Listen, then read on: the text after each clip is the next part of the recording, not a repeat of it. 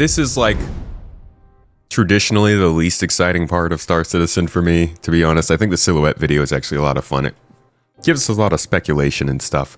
But this year they just like gave us 3 ships that they were talking about. Now, a little disappointed that my video talking about the ships that were possibly coming did not include the Shiv, because I was totally thinking about it, but then I didn't include it in the script for some reason. But just like with the weapons, these are things that they've clearly been working on for a while, and they just have been sitting on because they were made for Squadron 42. If you go back to the 2019 visual teaser, you will find the Shiv, well, the Stinger was shown here, but also this other ship.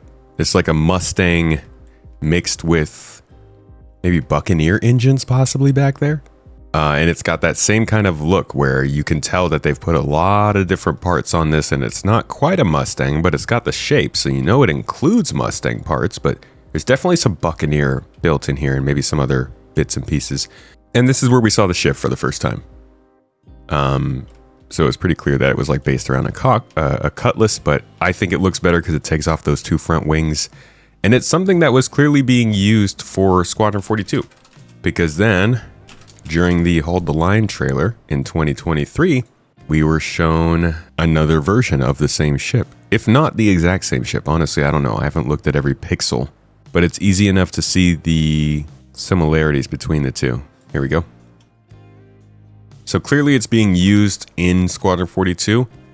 I think this one might be a little bit different, but definitely still has that same general shape. This is a Cutlass that has had different thrusters strapped onto it and has some other parts of different ships thrown in to mix up the design language and the cross section. I don't think this is the Shiv, just looking at it here, but I do think that it's the same idea. These are just ships that are being tuned and changed aftermarket. We might see one of a Mustang, we might see one of another Cutlass, we might see one of an M50. Anything can happen. Personally, I don't think they should be sold on the store. I think they should just be things you can find or craft or something in the game. But this is the introduction to ships like that, as well as the Paladin and the Stinger. We'll talk a little bit about the Paladin too here. Let's get into it though. Hi, my name's John Crew. I'm the Vehicle Director here at CIG, and welcome to Talking Ship, where we're going to talk about 3 new ships coming to the Persistent Universe.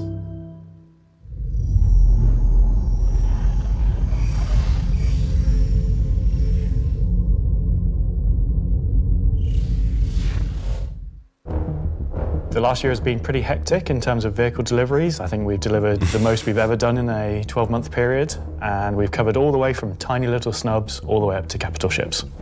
Good to note, this isn't the most ships they've introduced. Well, maybe it is actually. It could be the most ships they've introduced, but they've definitely done way more concept ships during other years. Yes, this might be the most ships they've delivered in a year, but it feels fulfilling. If you go back to a year like 2017 or 2018, there would have been like 8 concept ships announced, and half of them wouldn't show up in the game for years. So it does feel a lot better that even though they are getting really busy with spaceships and stuff at this point, I don't think they need to release a ship every month, but they clearly feel like that's helping their budget. It's good that they're at least ships and not pictures. That's a step up for CIG. It might not be ideal. You know, it depends on who you ask. Different people have different feelings about ships coming into the game, whether they're real money or in-game money, whether they're needed or just extra. All that kind of stuff is subjective, but the fact that they're not doing pictures and they're actually doing real ships now, I think is really helping them. We've kind of filled out a few little gaps. We've introduced some new ships by some old manufacturers.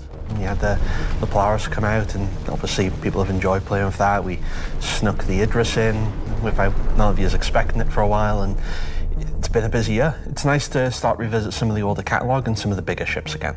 I think my favourite ship from the last year is a tie between the Wolf and the Golem. Favourite ship in the last year? Probably the Wolf. I feel like it's the obvious one. I'm trying to think of something else, but I really like the Wolf. Everyone's mentioned. How many people would say the Wolf was their favorite this year? What? Just interested. What was the favorite ship of you guys in chat that came out this year? The Wolf. The Wolf's everyone's favorite. The Wolf, obviously, a return of Kruger, a completely new aesthetic to the game. The Wolf was, it was kind of everything we set it out to be, and it revived an old manufacturer. We've not seen anything from a while, so yeah, I'm going to say the Wolf. The Golem, I think, is just an incredibly well-formed ship in such a small lot of people like the package. Asgard. It really just shows off that Drake aesthetic, giving you the absolute bare minimum needed to perform a role. I honestly do really like the Zeus. I think it came out really well. It's kind of hard to pin down a favorite, to be honest, because we've released, a lot of really cool ships. Wait, when did the Zeus come out? Since the last CitizenCon? Did it release at CitizenCon last year? I don't even remember when the Zeus came out. The Zeus is like the smallest splash on a highly anticipated ship I've ever seen. Did they disappoint with the Zeus? I think that the way boxes load into the CL really threw cold water. It was like really chilling on the release of the Zeus that a lot of people were looking forward to as like this ship that's the same size as the Spirit but can carry so much more. And then it comes out and it's good, but it just doesn't seem like it really hit the hype that people were feeling in the lead up. You feel it's terrible because of its grid? Okay. So that must be hurting its reputation because it feels like the Zeus was it's like a really well-positioned ship for Star Citizen. It's like a good three to four person ship, well-sized for a lot of missions and contracts, and typically the size that a lot of people play with their friends. But you don't hear that much fanfare about it. It was just okay for you. Yeah, I don't know. I think the Zeus is a solid ship, but for whatever reason, it has not quite captured its intended audience. Next year, we've got some super exciting ships coming up. We're ticking off a few big ones, which is good. We're gonna the ES is more popular. Again, okay. Maybe some ships from some manufacturers that don't have that many in their lineup. There's a few big challenging ones starting, so they're good. A breadth of ships, should we say? Honestly, the choice of ships that came out this year is not bad. The Zeus is a solid sort of general purpose ship.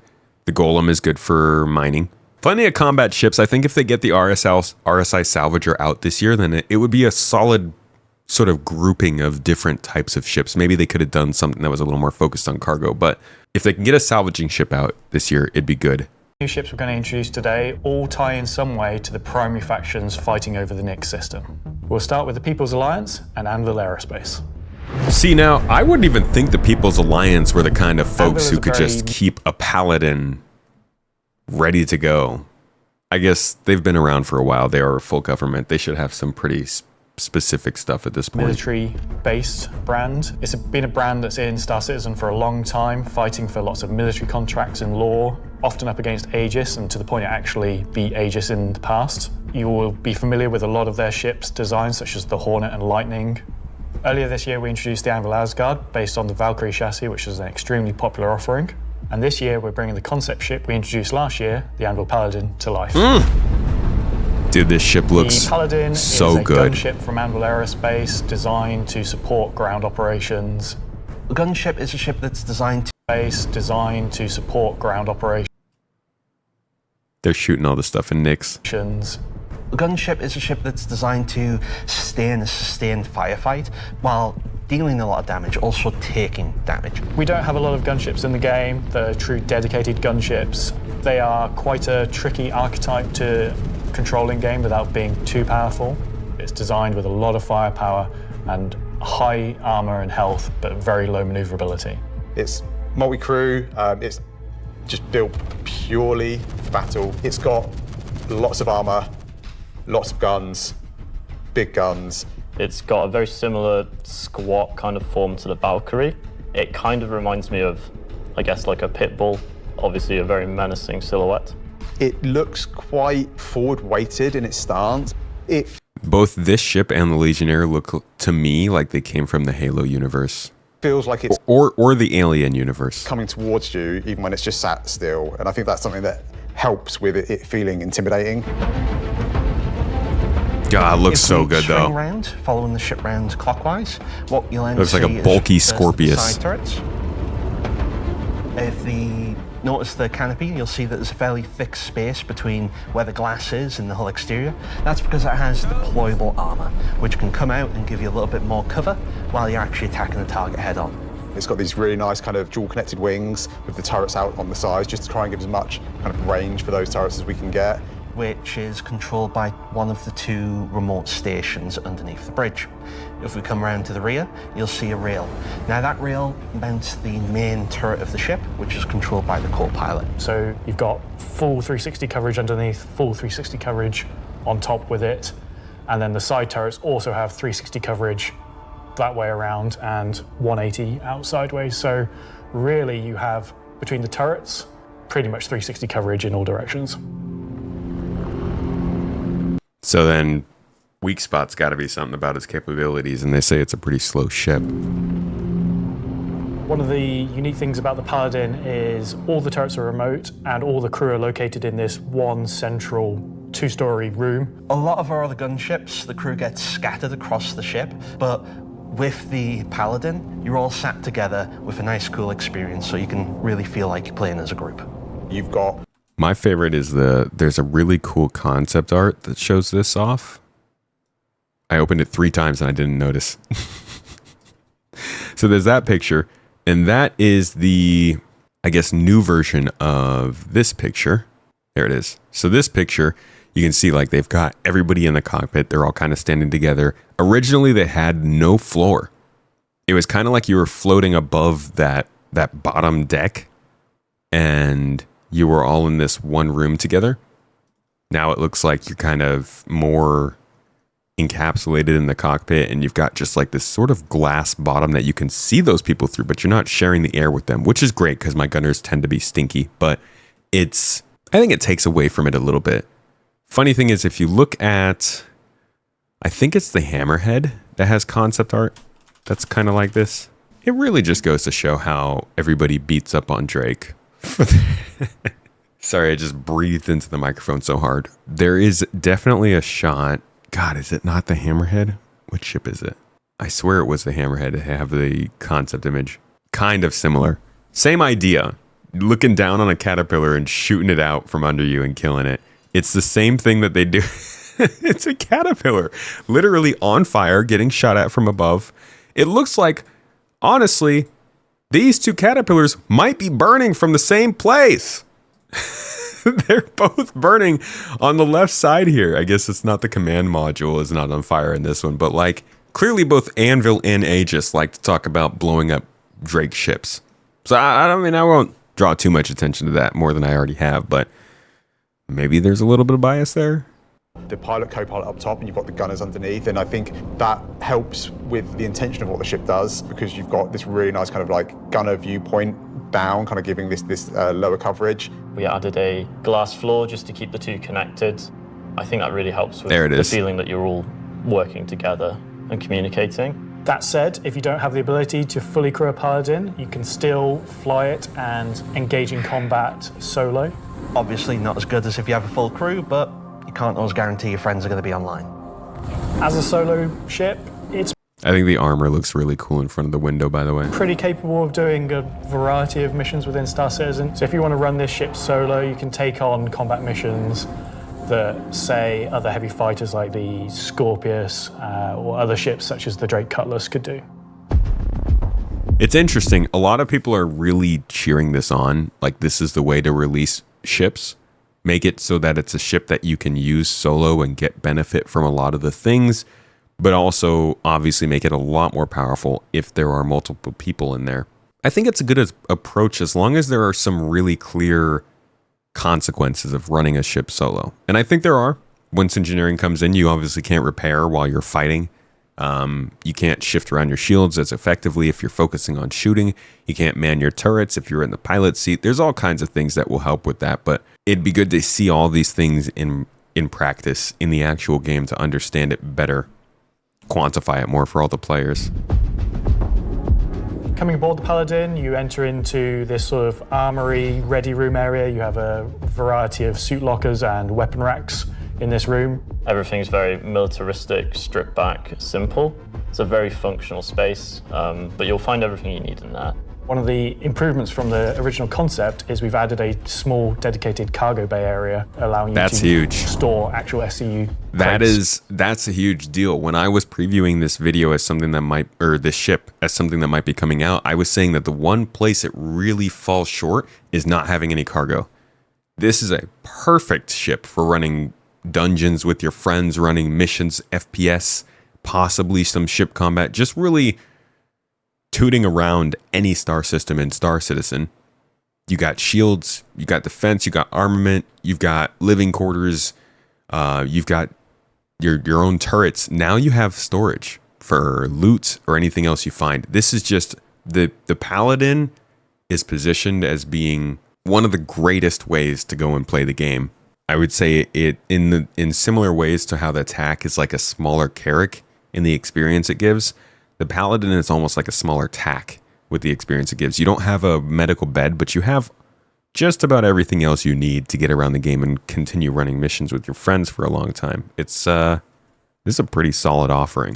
Forward of that is the route to the lower gunners, and then upstairs you have the bridge area, and then off that central area you have the dual living quarters, one on the left, one on the right, and then at the rear you have the main sort of engineering area where the majority of the components are.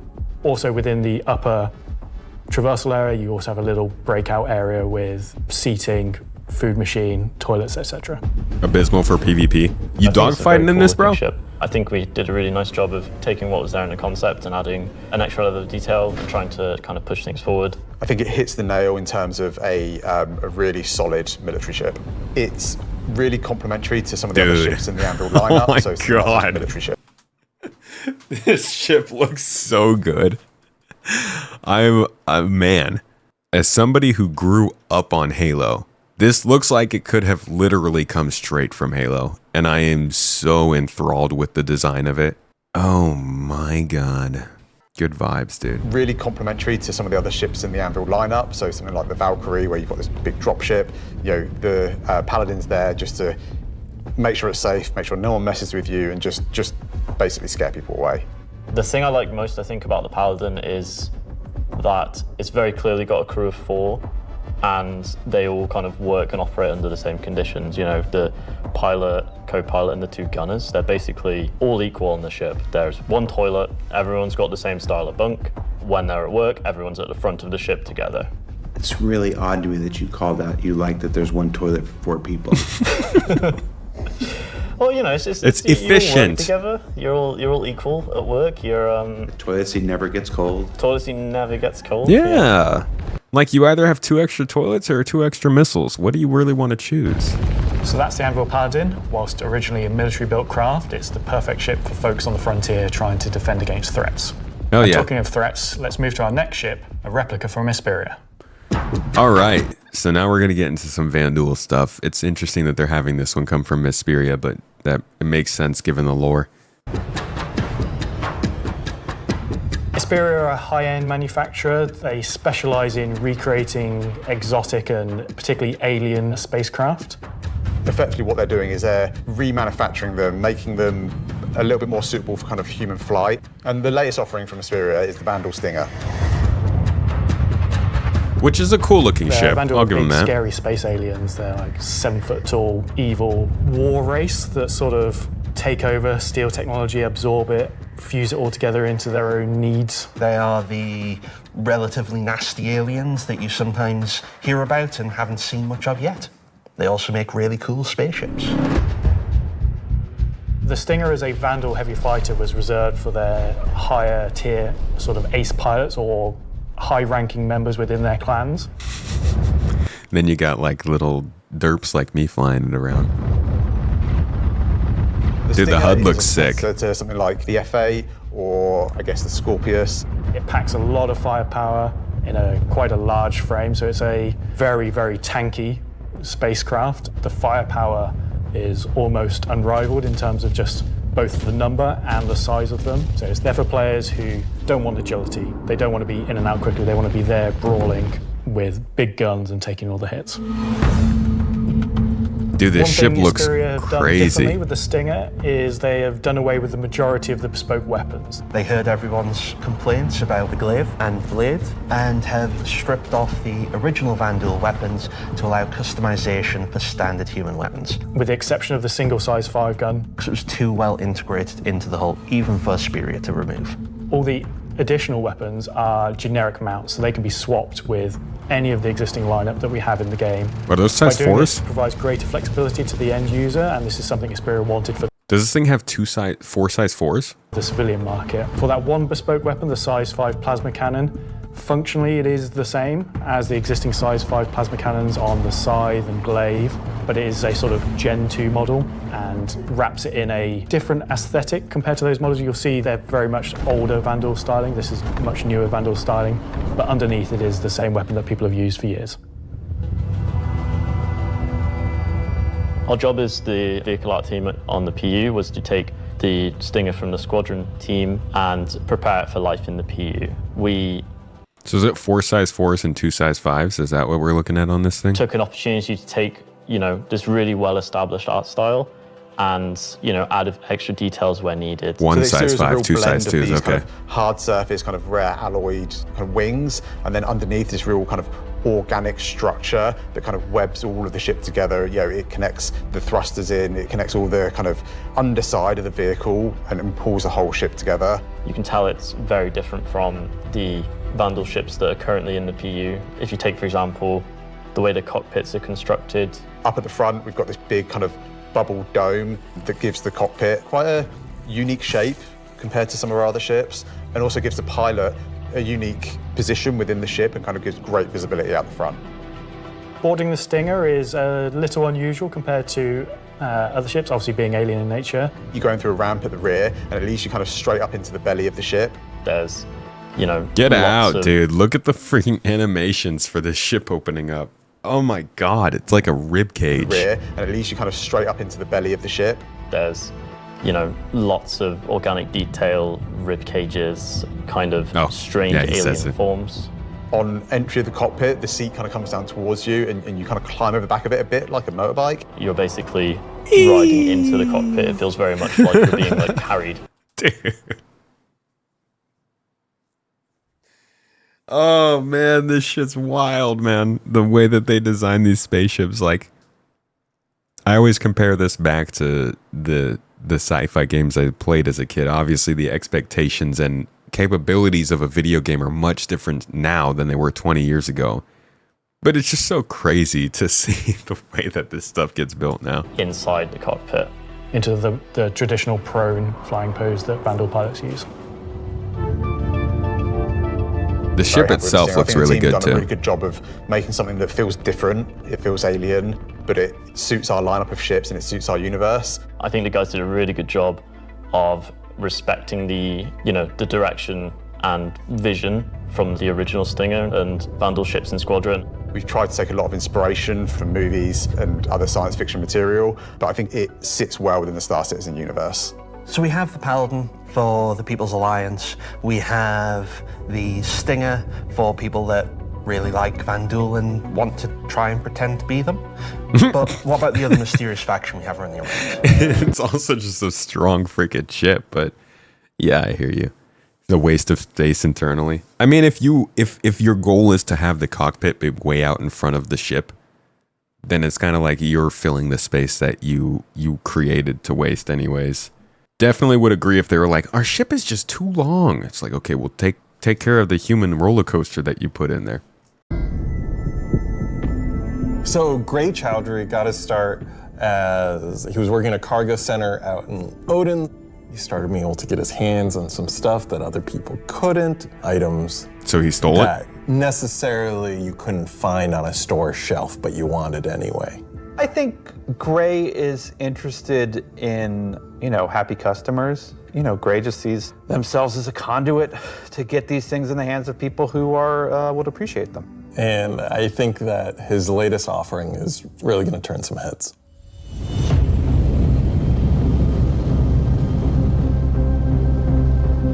So the Shiv,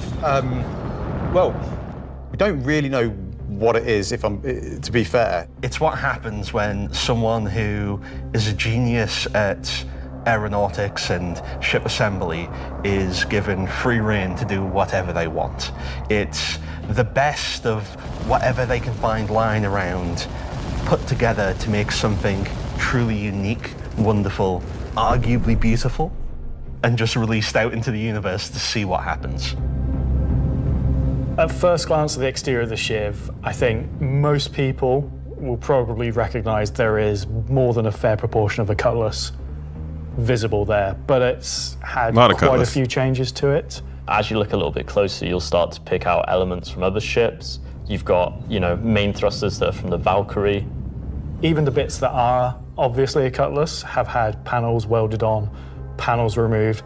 The top turret, which is now remote, is just this hodgepodge amalgamation with multiple other ships' turrets. That actually looks really cool, the turret. Now remote, it's just... I'm not much of a turret guy, but that's a pretty cool looking setup. I like the hard surface, sort of, you're looking through a camera idea. This hodgepodge amalgamation with multiple other ships' turrets. And then the changes continue onto the inside where, again, it sort of feels cutlass-like, but then you'll find there's bits of Crusader ships just integrated into the wall instead of what was there originally. It has lost its side entrance, some of its cargo capacity, but what it's gained is it's gained visually more powerful thrusters. It's gained a really kind of nice set of belly thrusters. It's upped its firepower. As ever with the refined work from Gray's Market, you can see that great care was taken to the health and safety to ensure that there's no trip hazards anywhere.